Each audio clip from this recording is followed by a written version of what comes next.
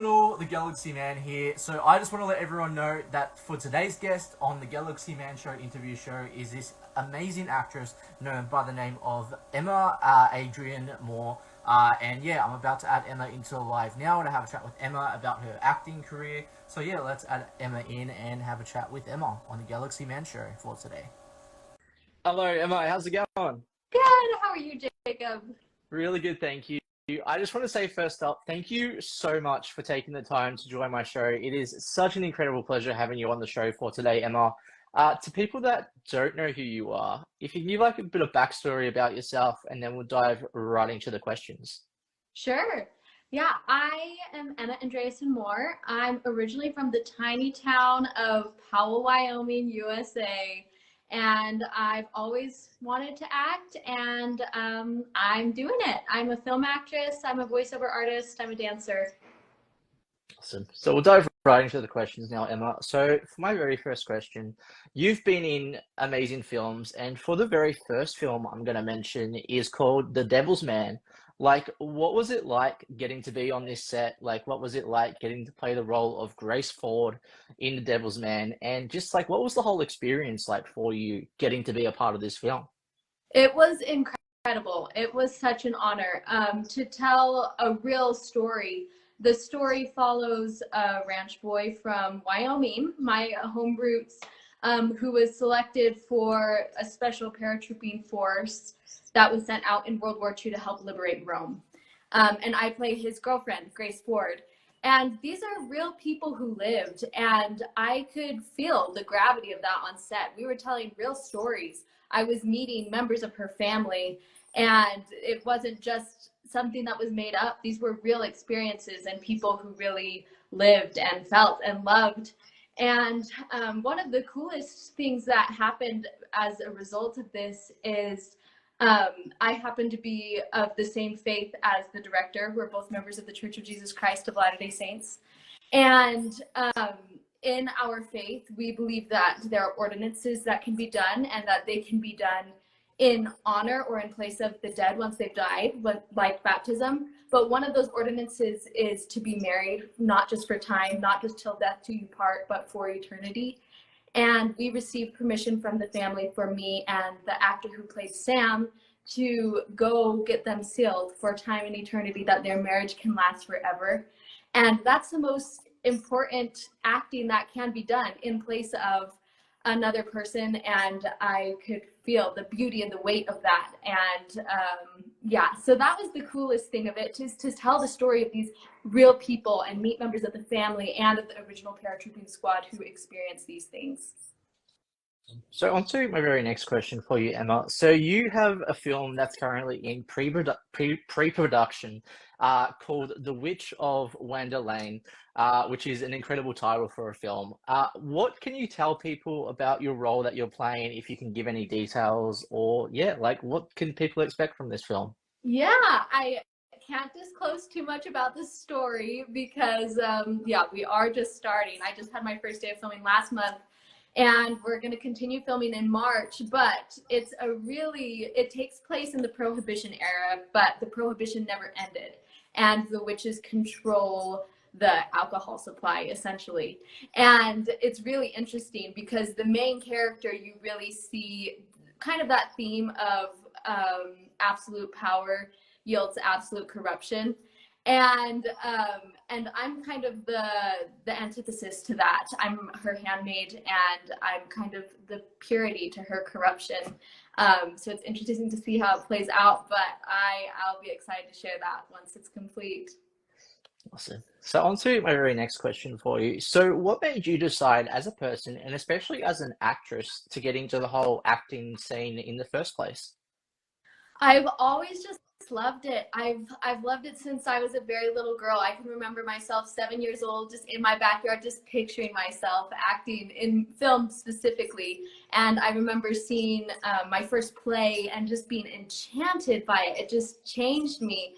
And so I jumped in. I started doing plays when I was 8 years old, and got my first professional gig when I was 16. And then when I got to college, I was like, I have to do something practical. But my parents were really the ones who encouraged me to not let fear make my decisions. And so I auditioned for the acting program and I got in, and it's been wonderful. So on to my very next question. So what does it mean to you when you play different characters, say in TV or film? Like, what does it mean to you getting to play a different character? To me, it means that I am bringing forth different aspects of myself. It's a cliche, but to be a real person in imaginary circumstances. So that might mean I emphasize different parts of myself more than another, given the character, but it means I'm being authentic, I'm being myself, while taking into account the different circumstances and genetics that this person, this character has.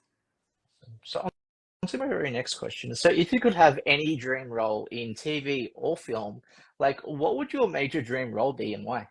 So I guess I have types of dream roles. Anything on a horse with a sword, that would be awesome. Yes. Anything that's based off of true stories, telling the stories of real people, dream role. Anything that's a book to movie adaptation, love that, dream role. Anything that would be like a Shakespearean adaptation or extended realism period of plays, film adaptations, all over that. Or anything that would require me to dance, dream role. Awesome. So on to my very next question about TV and movie franchises. If you could be in like a TV or movie franchise, or what would it be like specifically, like Marvel, DC? What would it be specifically for you? Well, currently at the forefront of my mind is Dune. After I Okay. watched Dune Part 1, I went and read the original books, and I am so excited to see how it goes. And it's just a series that's really taking its time and is respecting the medium. And if I could choose one, that would be the one. Yes. Awesome. So on to my very next question. So what does acting and performing mean to you, like especially as an actress?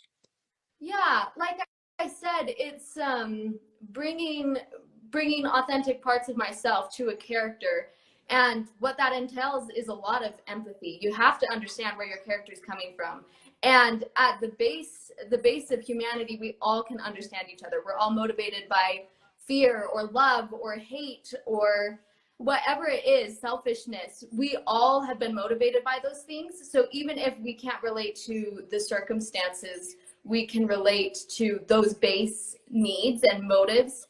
And so if you have to break it down, you just break it down until you can relate to your character. And it means empathy, just empathizing with lots of people who are different than you. And it means listening, really listening to your scene partner and reacting and being present to whatever's before you. So on to my very next question. So if you could work with any top three actors in the actor industry, who would they be and why? Oh man, probably Ian McKellen, Andrew Garfield, and Meryl Streep. And why? Because they're icons, and also they have all been classically trained. And you can tell it shows up in their work. They didn't just throw themselves in the industry. They have real classical experience that they built upon, and also they just bring all of themselves to each performance, and it shows. So on to my very next question. So if you could give your younger self advice, looking back over your time in the acting industry, like what would your advice be to your younger self? And if you could go to any decade in time and space, what decade would it be and why? Oh, if I could give advice to my younger self, it would be to not worry so much. Something that I've learned from multiple of my mentors is that I've become really stuck in thinking that there was only one path to get to where I wanted to be. And I thought I missed it. I thought I missed the train. I hadn't been film acting since I was 3. I didn't think I thought I missed the boat. And but there's so many ways to get to where you want to be. There's so many examples of people who start their dreams in their 60s and they can do it. And so my advice would be to not worry about it and to trust yourself and trust God's plan and to just be okay. Because there's so much unnecessary stress trying to force your way versus just letting it happen and keeping on going in the direction you want. And as far as any decade of time, it might be surprising, but I would really choose this one. The film industry is Okay. booming. You can do film anywhere. And obviously, there's some tricky things right now with AI and things we have to navigate, of course, but also the treatment of women specifically and actors in general. We have the union. There are strides being made to protect actors and their rights, and I think it's the best time in history to be an actor. So on to my very next question. So if you could give upcoming actors advice, like on wanting to start out in the acting industry, like what advice would you give to upcoming actors? Get the training. You need the training. There's no shortcuts around it. And if you don't have the money or the time to go get a degree and train, take workshops with whoever's around you. There's incredible directors offering workshops all the time. And if you don't have the money or time for that, practice in your living room, watch great actors and watch what they do, and then film yourself. If you want to be a film actor, you have to be on camera. You have to see how you look on camera and how things read on camera, and then get feedback from your friends or directors if you can. There's always someone who knows someone, and so use it to train yourself and get as much experience and practice as possible. So on to my very next question. So like what are like the positive and negative side into the acting industry, and how do you get through those like negative moments as an actress? Yeah, I mean, there's so many positives. The biggest and most obvious one is it's just so much fun. I love it. I love days on set, whether they're 14-hour days and we're all dead. I just love it. I love it so much. And also the people you get to meet. You get to meet so many people and develop such deep relationships with them so quickly because you're being so vulnerable. And those are my favorite things. And also just practicing empathy. I think that's a beautiful thing to do as a human being, is practice putting yourself in other people's shoes. Hard things of the industry, it's so competitive. It can be really disheartening. I mean, getting 1/10 of the things you audition for is incredible. Incredible. So there's so much rejection, and that's hard to deal with. But I just honestly try to forget about auditions after I submit them. If I get an email, great. If not, there's nothing I can do about it. And just putting myself out there as much as possible, and then just trusting that if it's supposed to happen, it's gonna happen, and if not, there's nothing I can do about it. And some of the hard things too, there can be really short tempers, short deadlines. It can be hard, and to combat that is to just do what you can and be professional, and also to just care about it and to understand where the stress is coming from. So on to my very last question for you, Emma. So like what's next for you for the rest of 2024, like goal wise that you would like to announce on the show? Well, I am doing a musical, Joseph and the Amazing Technicolor Dreamcoat, this September. Super excited about that. I also have my first SAG film, can't say the title yet, coming up this summer, which I am stoked about. And then lots of voiceover work. I consistently voice over for children's books, and am auditioning for longer audiobooks all the time. And the second episode for one show I voice over, Mysteries of Kruger Mansion, should be out this year, as well as the first episode of Reality Resort, another animated show. Well, I just want to say thank you so much, Emma, for taking the time to join my show. It has been such an incredible pleasure having you on the show as a guest today. Everyone, get behind more inspiring actresses and actors like Emma. And yeah, I just want to say thank you again. It was such a pleasure. Do you have any last final thoughts that you'd like to share to people on the show, by the way? If you want to be an actor, if that's your desire, then go for it. Put yourself out there. And I'm always happy to answer specific questions about how to get into the industry. And my DMs are always open. So thanks for joining us.